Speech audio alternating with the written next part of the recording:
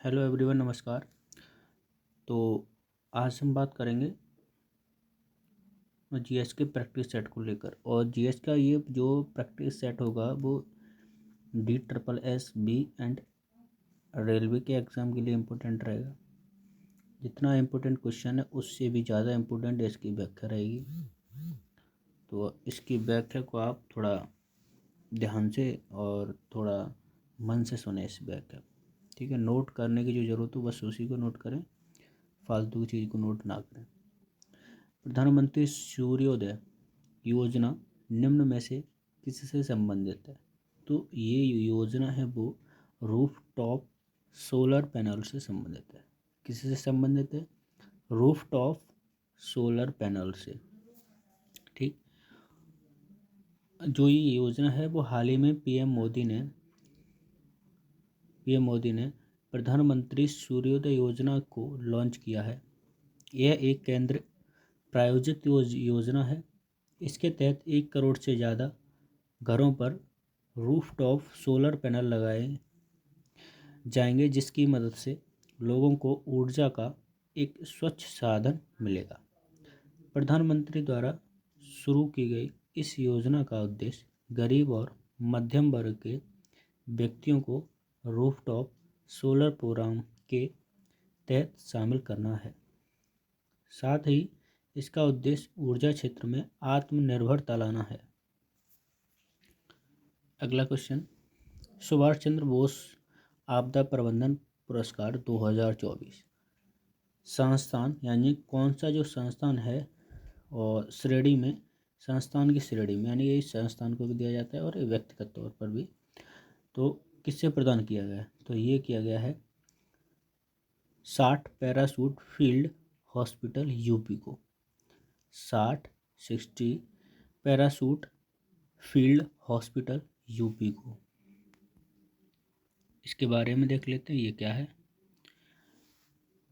यह उत्तर प्रदेश के 60 parachute field hospital को आपदा प्रबंधन के क्षेत्र में उत्कृष्ट कार्य के लिए साल 2024 के सुभाष चंद्र बोस आपदा प्रबंधन पुरस्कार के लिए चुना गया है। केंद्रीय गृह मंत्रालय ने हाल ही में इसकी क्या घोषणा की है? इस पुरस्कार के तहत संस्थान श्रेणी में विजेता संस्था को 51 लाख रुपए नगद और एक प्रमाण पत्र प्रदान किया जाता है। वही व्यक्ति के मामले में 5 लाख रुपए नगद और एक प्रमाण पत्र प्रदान किया जाता है। अगला क्वेश्चन देखिए, क्वेश्चन नंबर 3। भारत में प्रतिवर्ष पराक्रम दिवस कब मनाया जाता है? तो ये भारत में पराक्रम दिवस 23 जनवरी को मनाया जाता है।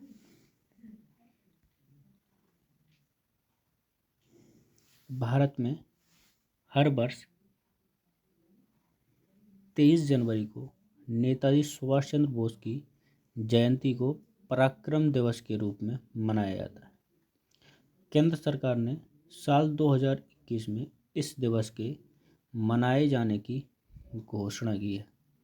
प्रधानमंत्री नरेंद्र मोदी नेताजी सुभाष चंद्र बोस की जयंती के अवसर पर लाल किले में पराक्रम दिवस समारोह में भाग लेंगे। साथ ही पीएम मोदी 9 दिवसीय कार्यक्रम भारत पर्व का भी शुभारंभ करें। तो क्वेश्चन बन सकता है, देश पराक्रम दिवस के साथ ही पीएम मोदी ने किस पर्व की शुभारंभ किया? तो भारत पर्व का। क्वेश्चन नंबर 5 देखिए, गोडलधाम ट्रस्ट कैंसर, ये एक नाम है संस्था का। गोडलधाम ट्रस्ट कैंसर अस्पताल की आधारशिला रखी गई है कहाँ पे? गुजरात में। गोडलधाम ट्रस्ट कैंसर अस्पताल की आधारशिला गुजरात में रखी गई है। साथ ही केंद्रीय स्वास्थ्य मंत्री मनसुख मंडाविया और गुजरात के मुख्यमंत्री भूपेंद्र पटेल ने हाल ही में राजकोट में गोडलधाम ट्रस्ट कैंसर अस्पताल की आधारशिला रखी है, जिसका निर्माण श्री गोडलधाम ट्रस्ट राजकोट की ओर से किया जा रहा है।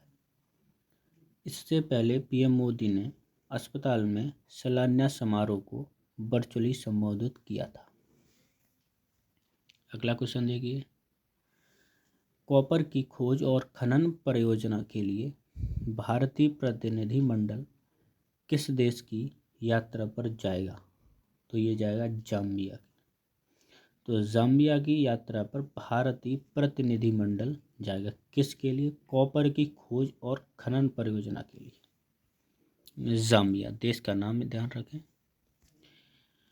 खान मंत्रालय ने अफ्रीका देश में संभावित कॉपर की खोज और खनन परियोजना को आगे बढ़ाने के लिए अफ्रीका देश जाम्बिया में एक भारतीय उद्योग प्रतिनिधिमंडल भेजने का निर्णय लिया है। कॉपर एक विशिष्ट लाल भूरे रंग वाला एक रासायनिक तत्व है। दक्षिण अमेरिका देश चिली दुनिया में शीर्ष तांबा उत्पादक देश है। कौन सा? चिली। अगला क्वेश्चन देखिए, वंशानुगत विशेषताएं माता पिता से संतानों में मुख्य रूप से किसके माध्यम से पारित होती? तो जीन के माध्यम से वंशानुगत विशेषताएं हैं वो माता पिता से संतानों में पारित होती हैं जीन के माध्यम से। ठीक है। और देखिए, आनुवांशिक गुण जो एक व्यक्ति से दूसरे व्यक्ति को विरासत में मिलते हैं उन्हें एक या कई जीनों द्वारा निर्धारित किया जा सकता है और एक जीन एक से अधिक लक्षणों को प्रभावित कर सकता है। एक मानव कोशिका में हजारों विभिन्न जीन होते हैं। अगला क्वेश्चन देखिए, निम्नलिखित भारतीयों में से किसने अंतर्राष्ट्रीय न्यायालय के अध्यक्ष के रूप में कार्य किया है? तो किसने किया है? जस्टिस नागेंद्र सिंह ने। तो जस्टिस नागेंद्र सिंह ने अंतर्राष्ट्रीय न्यायालय के अध्यक्ष के रूप में कार्य किया है। अंतर्राष्ट्रीय। श्री नागेंद्र सिंह एक भारतीय वकील और प्रशासक थे जिन्होंने 1985 से 1988 तक अंतर्राष्ट्रीय न्यायालय के अध्यक्ष के रूप में कार्य किया। वह हेग में अंतर्राष्ट्रीय न्यायालय में भारत के 3 न्यायाधीशों में से एक थे। अन्य थे आर एस पाठक भारत के 18वें मुख्य न्यायाधीश और दलबीर भंडारी भारत के सर्वोच्च न्यायालय के पूर्व न्यायाधीश। तीनों का नाम ध्यान रखें। किस दिन को विश्व प्रेस स्वतंत्रता दिवस के रूप में मनाया जाता है? किस दिन को? तो ये 3 मई को विश्व प्रेस स्वतंत्रता दिवस मनाया जाता है। 3 मई को विश्व प्रेस स्वतंत्रता दिवस हर साल 3 मई को मनाया जाता है। वर्ष 1991 में यूनेस्को और संयुक्त राष्ट्र के जन सूचना विभाग ने मिलकर इसे मनाने का निर्णय किया था। संयुक्त राष्ट्र महासभा ने भी 3 मई को अंतर्राष्ट्रीय पत्रकारिता स्वतंत्रता दिवस की घोषणा की। दिवस हर साल 29 जुलाई को मनाया जाता है। कौन सा? अंतर्राष्ट्रीय बाघ दिवस। अंतर्राष्ट्रीय बाघ दिवस हर साल 29 जुलाई को मनाया जाता है। अंतर्राष्ट्रीय बाघ दिवस निम्नलिखित में से हमारी संसद का सत्र है? मानसून सत्र, शीतकालीन सत्र और बजट सत्र। 3 सत्र हैं। भारत में संसद एक वर्ष में 3 सत्र आयोजित करती है। बजट सत्र फरवरी से मई तक, मानसून सत्र जुलाई से सितंबर, शीतकालीन सत्र नवंबर से दिसंबर। अभी फरवरी में कौन सा सत्र लागू होगा? बजट सत्र।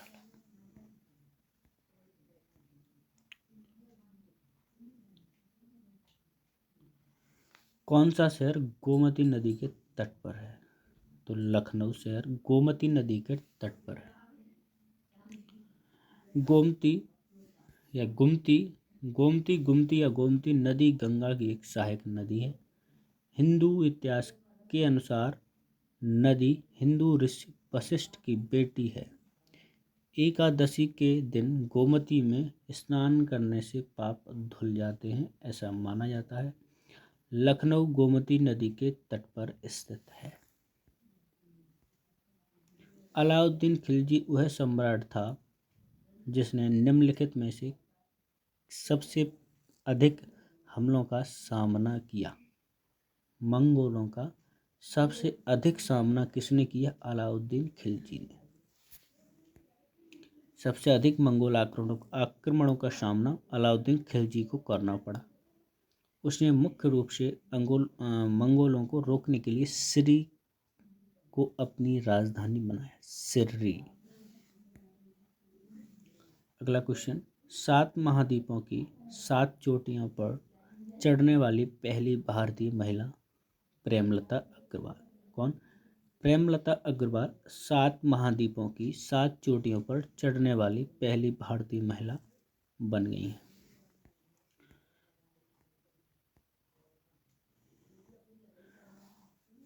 इसका अगला थोड़ा पॉइंट देख लीजिए। पर्वतारोहण के क्षेत्र में उनकी उपलब्धियों के लिए 2013 में भारत सरकार द्वारा पद्म और श्री और 2017 में तेंजिंग नोर्गे राष्ट्रीय साहित्य पुरस्कार को सम्मानित किया गया था।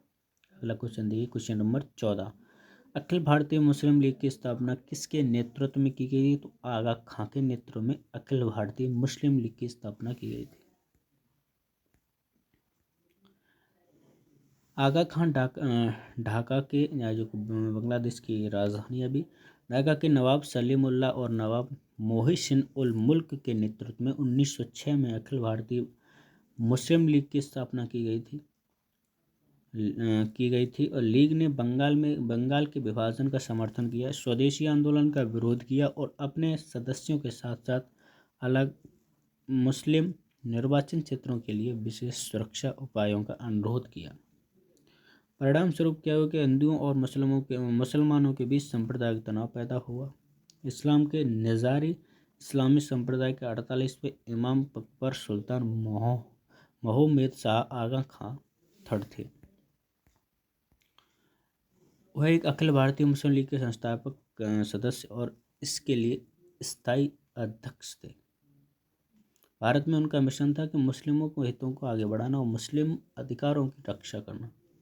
अगला क्वेश्चन देखिए, पुष्पगिरी वन्यजीव अभ्यारण्य निम्नलिखित में से किस राज्य में है? तो वो कर्नाटक में है। पुष्पगिरी वन्यजीव अभ्यारण्य।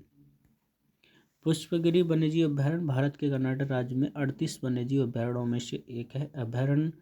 यह अभ्यारण्य कोडागु जिले में सोमवारपेट तालुक में स्थित है।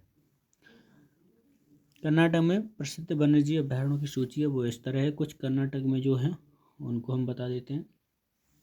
10 का नाम ध्यान रखिए। वन्यजीव अभ्यारण्य यानी नेशनल पार्क: नागरहोल, बन्नेरघट्टा, बांदीपुर, कुद्रेमुख, दांडेली राष्ट्रीय उद्यान, अंशी राष्ट्रीय उद्यान, कावेरी, रंगनथिट्टू, ब्रह्मगिरी और कावेरी। देखिए कावेरी से दो, कावेरी वन्यजीव अभ्यारण्य, कावेरी वन्यजीव शायद इसमें 9, आप इसमें देख लेना 7 और काविनी वाइल्ड काविनी है उसका नाम, कावेरी उसमें लिखा है हिंदी में। काविनी और कावेरी ये दोनों उसी में, ब्रह्मगिरी और रंगनथिट्टू और कुद्रेमुख नाम ध्यान रखो। अगला और को भद्रा वन्यजीव अभ्यारण्य, मूकांबिका वन्यजीव अभ्यारण्य, अरविथिट्टू, भीमगढ़, दारोजी। ऊपर जो बताएं वो थोड़े ज़्यादा है। दारोजी स्थल भालू अभ्यारण्य। विश्व के नए 7 अजूबों में से एक माचू पिचू कहाँ स्थित है? तो वो पेरू में। 7 अजूबों में से एक है जो पेरू में स्थित है, वो माचू पिचू।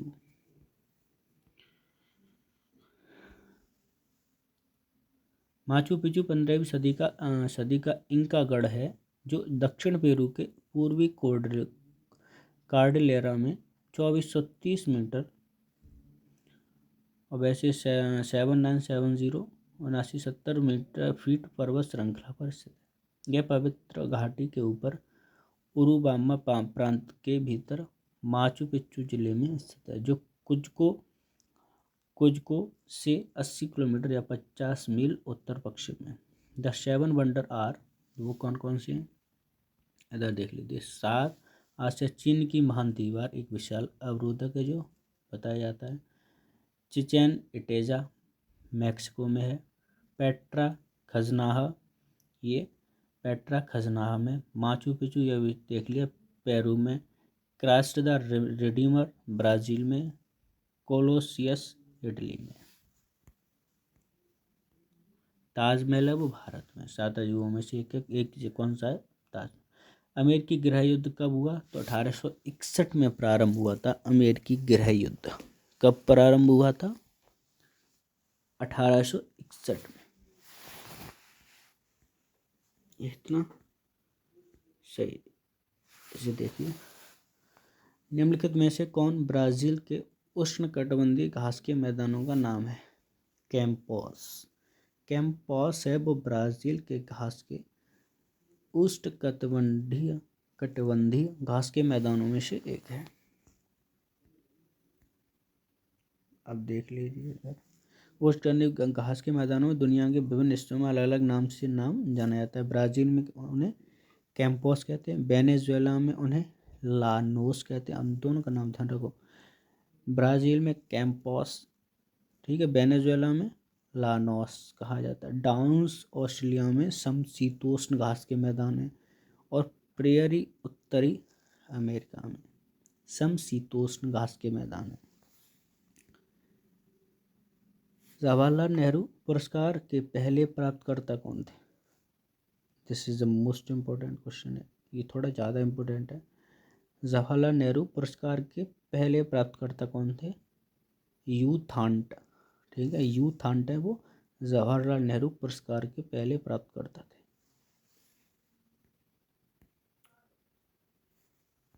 यू थांट अंतर्राष्ट्रीय समझ के लिए नेहरू पुरस्कार के पहले प्राप्तकर्ता थे। इसे पहली बार 1965 में प्रदान किया गया था। यह पुरस्कार दुनिया के लोगों के बीच अंतर्राष्ट्रीय समझ, सद्भावना और मित्रता को बढ़ावा देने में उत्कृष्ट योगदान के लिए प्रतिवर्ष दिया जाता है। यू थांट ने 1961 से 1971 तक संयुक्त राष्ट्र के महासचिव के रूप में कार्य किया। उन्हें अंतर्राष्ट्रीय समझ के लिए जवाहरलाल नेहरू पुरस्कार से सम्मानित किया गया है।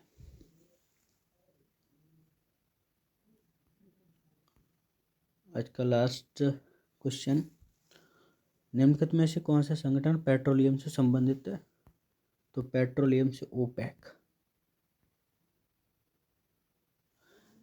पेट्रोलियम निर्यातक देश के संगठनों की स्थापना बगदाद, इराक में सितंबर 1960 में 5 देशों अर्थात Islamic republic of Iran, Iraq, Kuwait, Saudi Arab और वेनेजुएला द्वारा एक समझौते पर हस्ताक्षर के साथ की गई थी। उन्हें संगठन का संस्थापक सदस्य बनाना था। मुख्यालय वियना, ऑस्ट्रिया, स्थापित सितंबर 1960 में बगदाद, इराक। 20 क्वेश्चन हो गए, इससे आगे हम कल करेंगे। और क्वेश्चन कैसे लगे बताना, और कुछ भी सुझाव देना चाहते हो वो बताना। तो अपने जो भी कुछ है उसको और बेहतर करने की प्रयास करेंगे। तब तक के लिए जय हिंद, जय भारत।